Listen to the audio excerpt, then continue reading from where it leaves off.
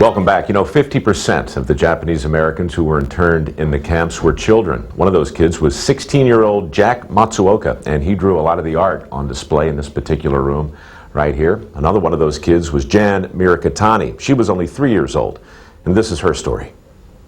What has mattered to me is to help create a place where we can be our whole selves, fully human, not separated by labels or categories. Janice Mirikitani knows the devastation of being separated and labeled. As executive director of the foundation at Glide Memorial Church, she works to protect the rights of all people. That commitment is rooted in her own painful childhood. My parents were born in California. They are second-generation Japanese American. Shortly after I was born, we were sent to an internment camp. We were sent from California to Aurora, Arkansas. Jan spent 3 years of her young life in the internment camp. I think my earliest memory was in a hospital, and it was so frightening because I was all alone in the dark. 50% of the people who were interned in the camps, out of the 120,000, were children. The government justified this massive internment by saying that we were a threat to the government. Well, 50% children, how can that be a threat to the government? Once the family was allowed to leave the camp, Jan's parents relocated to Chicago. Soon after, they divorced. I remember it to be a very lonely and cold time, particularly for my mother, who was a single parent and who had to work 2 jobs. She had to make paper flowers, and it was so ironic because those paper flowers were for the veterans of the United States. Then in 1948, Jan and her mother left Chicago to join the rest of the family in Petaluma.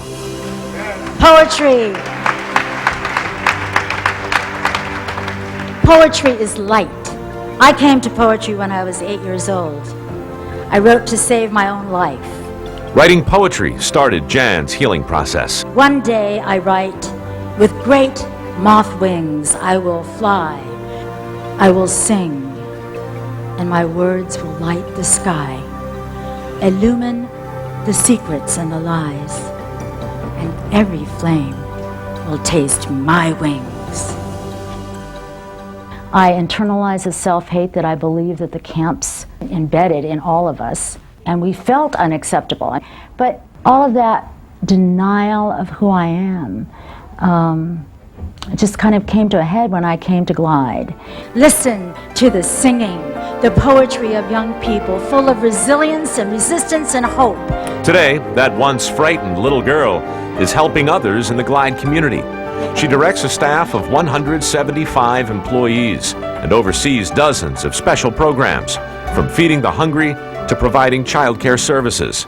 Yet, her history is never far from memory. I would say to the women in my history and my life, thank you. Thank you for your courage, for enduring. Thank you for bringing me, making sure that I was able to grow. All I can do is say thank you to them for the gift of life. Jan was the first Asian American to be appointed as Poet Laureate in San Francisco, and that was back in 2000.